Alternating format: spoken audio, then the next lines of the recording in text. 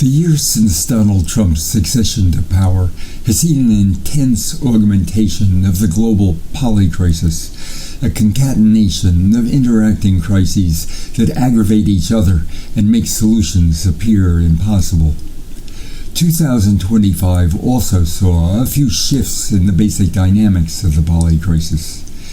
This commentary reviews 15 continuing dynamics of the polycrisis and examines how they have developed over the past year. How to tell the story of the polycrisis. There's always a danger of forcing a complex and contradictory reality into a Procrustean grand synthesis, or conversely, seeing each tree as a one-off rather than part of the forest. In my commentaries on the polycrisis, I try to acknowledge the chaotic and contradictory character of the current world order, while identifying some of the main trends developing within it. In my June 2024 commentary on the polycrisis, drawing on the ideas of many other people, I laid out 15 dynamics of the polycrisis. In this commentary, I review the year 2025 and current prospects in terms of these tendencies. 1. Unleashed warfare. Wars, always a feature of the polycrisis, have proliferated. There are more than 60 armed conflicts between states, the most since World War II. They include fighting in Gaza, Ukraine, Sudan, Somalia, Myanmar, and the Sahel, and violent conflicts between Thailand and Cambodia, Afghanistan and Pakistan, India and Pakistan, Rwanda and the Democratic Republic of Congo, and Israel and Iran. The U.S. has already attacked or threatened military action against Iran, Venezuela, Nigeria, Somalia, Canada, Greenland, Cuba, and Colombia, among others. In 2025, the U.S. carried out or contributed to 622 overseas bombing missions around the world. As the New START arms control treaty expires, the U.S., Russia, and China have entered a conventional and nuclear arms race, while additional countries are making preparations to go nuclear. Global defense spending is expected to reach $2.6 trillion in 2026, up 8% over 2025. The objectives of military power have expanded from defense and domination to outright plunder. As the International Crisis Group put it, Trump's lawlessness, revisionism, and cavalier use of force risk normalizing the idea that war is an okay way for powerful states to get what they want. According to an analysis of systemic risk and escalation dynamics in global politics, the 2026-27 period marks a critical phase in the international system, best described as a systemic crisis of governability. Across multiple regions, crises, both active and latent, are increasingly interconnected, creating conditions in which local tensions can quickly escalate into broader instability and trigger escalation beyond political control. 2. Vicious circles of conflict.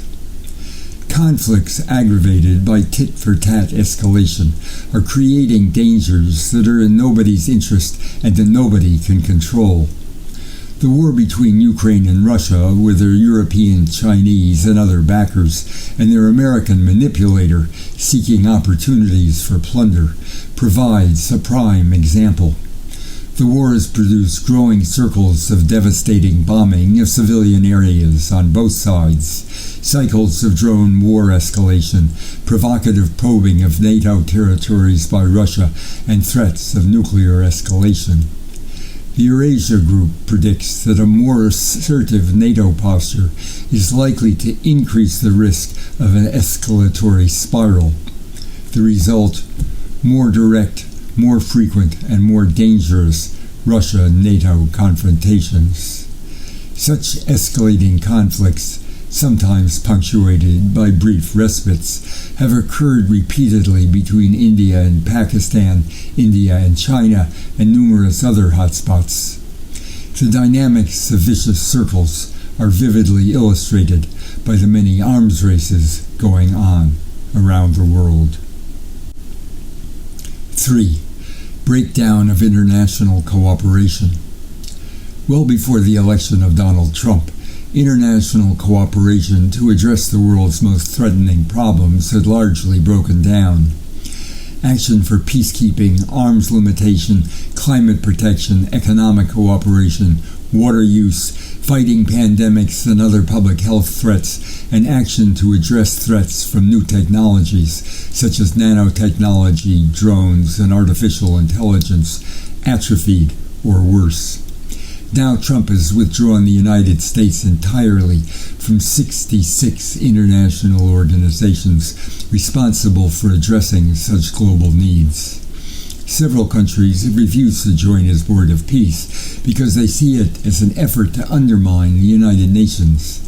As the Eurasia Group recently put it, when the next global crisis hits, there will be no committee to save the world. 4. Thucydides' trap. According to Adam Tooze, the rise of China is the single most dramatic socio-economic transformation in the history of our species, bar none, full stop. From the start, the Polycrisis has been marked by the rivalry between China and the U.S., an example of what is sometimes known as the Thucydides trap, of conflict between rising and dominant powers. Trump's escalating tariffs on China, designed to cripple the Chinese economy, reached 145%. They were met by Chinese retaliation, above all the restriction of rare earth minerals and magnets. This turned out to be a devastating blow. After 6 weeks, Trump cried uncle, and the two sides declared a moratorium on their trade war. Whether this will be more than a temporary trade détente, and whether it will extend beyond trade issues, remains to be seen. Taiwan and the South China and East China Seas remain potential military flashpoints.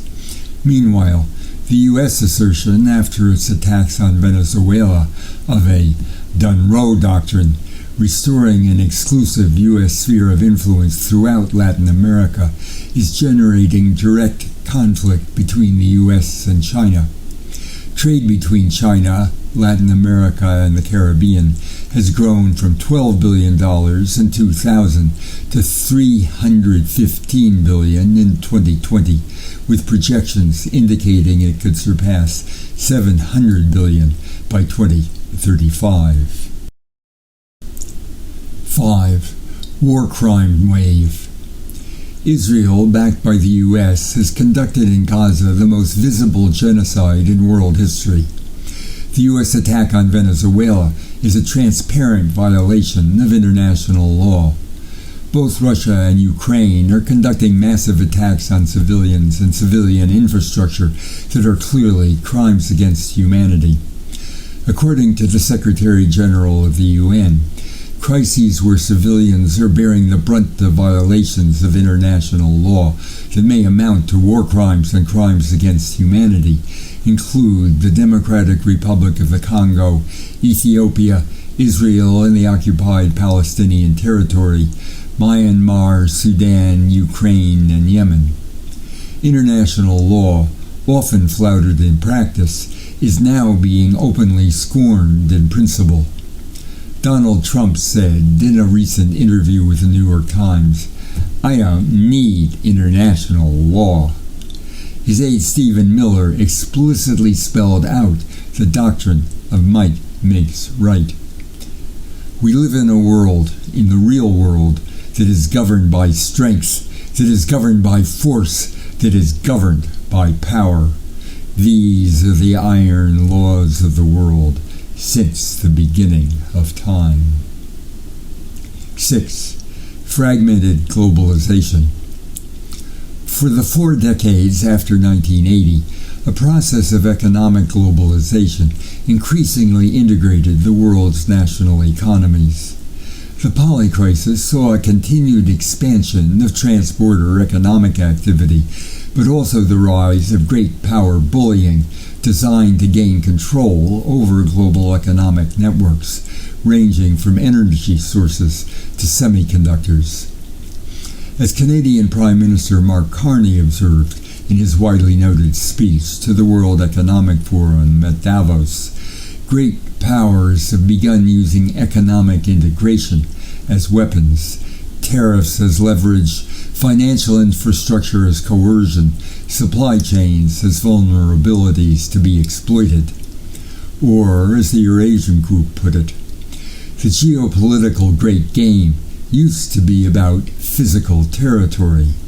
Today it's increasingly about who controls data flows, platform rules, AI systems, and the critical minerals and energy infrastructure that power them.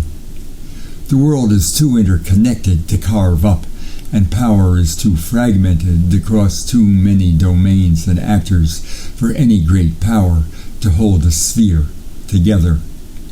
The law of the jungle is back.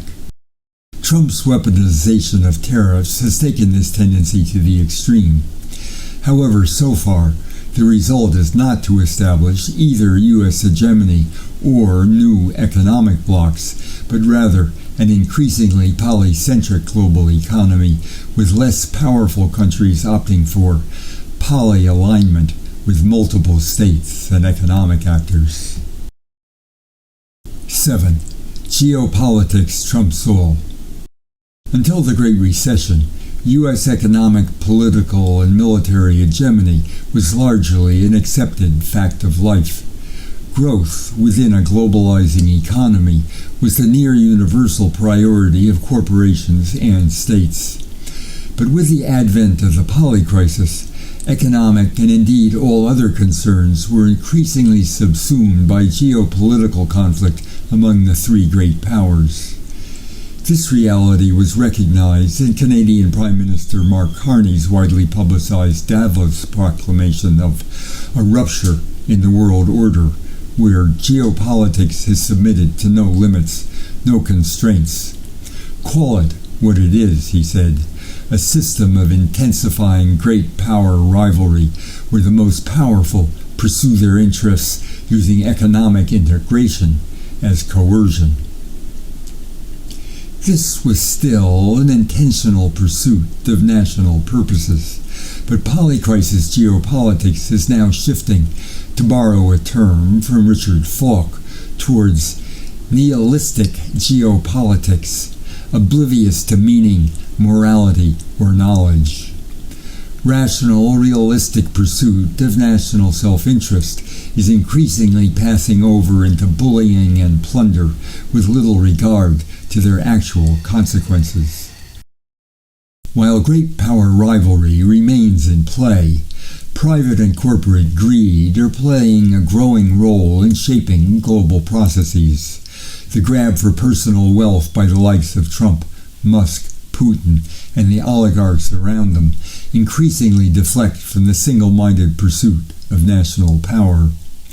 Great power objectives are based less on pursuit of long-range advancement and more on Great power objectives are based less on pursuit of long-range advancement and more on short-term acquisition and plunder. According to the New York Times, Trump, for instance, has used the office of the presidency to make at least $1.4 billion. At the same time, global corporations are showing less deference to their supposedly home nations. Witness the defiance by the U.S. oil companies of Trump's demands that they take over and invest in the oil industry of Venezuela. Overall, the relations among great powers and their national corporations are in flux. What the Eurasia Group calls state capitalism with American characteristics includes leveraging tariffs, equity stakes, revenue-sharing deals, regulatory leverage, and access to U.S. markets and technology. Quote, the administration's willingness to let NVIDIA sell AI chips to China for a 25% revenue share signals that commercial interests can trump strategic competition. Gulf chip sales follow the same pattern. Strategic AI leverage traded for commercial gain. The TikTok resolution prioritized Trump-aligned investors and political gain over risk mitigation. With political leaders of Trump's ilk, it is not evident that the national interest matters to them at all, or at least more than personal, family, and crony wealth and power. 8. Inequality. According to a January report from Oxfam, billionaire fortunes have grown at a rate 3 times faster than the previous 5 years since the election of Donald Trump in November 2024. While U.S. billionaires have seen the sharpest growth in their fortunes, billionaires in the rest of the world have also seen double-digit increases. The number of billionaires has surpassed 3,000 for the first time. The world's 12 richest billionaires have more wealth than the poorest half of humanity, 4 billion people. Meanwhile, 1 in 4 people globally face hunger. Unrestrained borrowing by the world's richest countries threatens to hamstring growth and sow financial instability around the globe. In 6 of the 7 wealthy Group of 7 nations, the national debt equals or exceeds the country's annual economic output. 9. Democracy deficit. While elections continue to be held in most countries around the world, autocratic, plutocratic, and kleptocratic rule is spreading.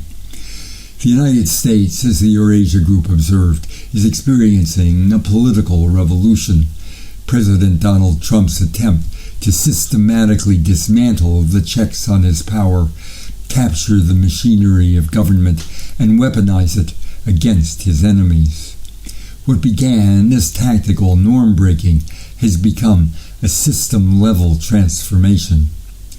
Plutocrats have rapidly extended their control of media. 9 of the top 10 social media companies in the world are run by just 6 billionaires. 8 of the top 10 AI companies are billionaire-run, with just 3 commanding nearly 90% of the generative AI chatbot market. Violent suppression of political opposition has intensified from Iran to Kenya to Minneapolis. 10. Rise of fascist and parafascist movements. Parafascist parties, those with acknowledged or unacknowledged fascist characteristics, have increased their vote in Europe and elsewhere.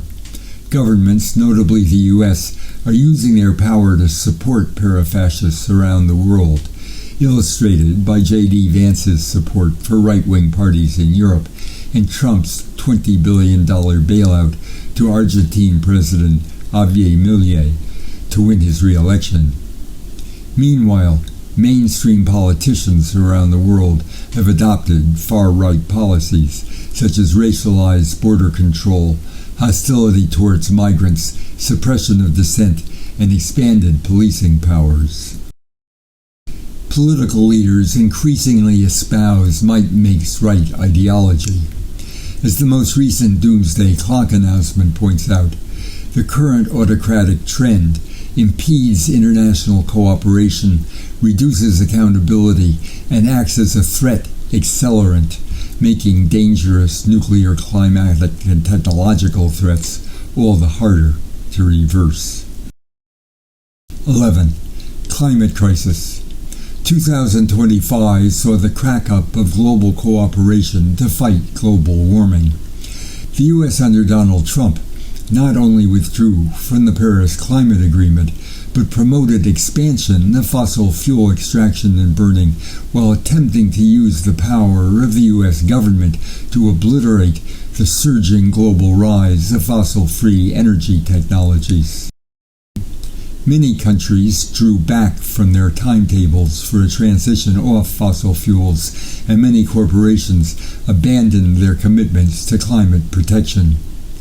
Green tech advances, based largely on Chinese research and investment, were increasingly introduced around the world, but the extraction and burning of fossil fuels continued to grow, despite rapid increases in fires, floods, storms, heat waves, and other devastating manifestations of global warming.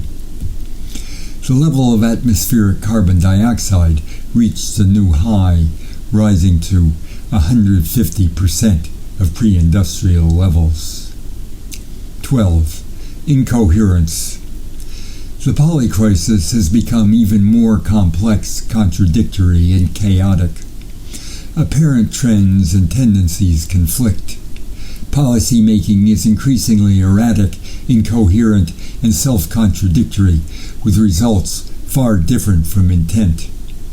As a Foreign Policy Review put it, the world remains in a protracted interregnum, still unsettled, fragmenting, but no less contested. The world is approaching an inflection point where discontinuity, war, financial crisis, or natural disaster buries the post-Cold War era and ushers in a new, unknowable order. 13. Unpredictability. The world order has become even more unpredictable, even for those with a vantage point on the inside or the top. Trump's unpredictability aggravates the unpredictability of the whole system. Who would have predicted, even a week before, that the U.S. and China would flip from a trade war to a trade détente? That Latin America, more than Taiwan, would become the flashpoint of U.S.-Chinese conflict? Or that European countries would send military forces to Greenland to forestall a U.S. invasion? As Margaret Macmillan put it in the New York Times, we are living in a time of what's been called radical uncertainty. We are in a transition in which the previous system is unraveling, but we don't yet know what comes next. Predictability, which is essential for global peace, is not a feature of this world. In fact, making predictions would be a mug's game. There are too many disruptive factors, such as unpredictable electorates, trade wars, artificial intelligence and its attendant investment bubbles, aging populations, and a warming planet. The decision makers must make it up as they go along. Wars can start by accident, but once started, they are hard to control or end and can consume all in their way, like a forest fire. 14. Decline of social learning. The world order increasingly plunges into self-destructive actions without recognition that past experience has proven their futility. Aggressive use of tariffs in the past has regularly led to trade wars and mutual impoverishment, yet it is burgeoning. Rearmament and other preparation for war predictably leads not only to mutual impoverishment, but to increased likelihood of military conflagration, yet it continues to escalate. Maniacal investment in bubbles like AI have repeatedly led to devastating crashes, yet the mania continues without either public or private control. The failure to unite against Trumpism demonstrates amnesia for the lessons of the rise of Hitler, the need for collective security among those under threat. Some capacity for social learning, however, seems to be re-emerging. A prime example is the realization by Europe, after extended fecklessness, that it was necessary to take a unified stand against U.S. economic warfare and threats of military aggression against Greenland. Whether the world can relearn the broader lesson about the necessity for unified resistance to such aggression remains to be seen. 15. The folly factor. As the polycrisis deepens, the gap between rational self-interest and foolishness grows wider. For example, Trump's illusion of restoring unilateral U.S. global domination will only undermine remaining U.S. power while provoking global catastrophe. As Monica Duffy Toft points out, the withering of cooperation to address common threats leads to more flashpoints among nuclear-armed powers, more nuclear proliferation, less cooperation on global threats, and a system structurally incapable of mitigating the risks it creates. While each of these dynamics is devastating in itself, their interaction is what makes the polycrisis appear so insoluble. In the next commentary in this series, I will look at some of the outcomes that have been projected for these dynamics, and I will propose a perspective on what might help lead us beyond the polycrisis.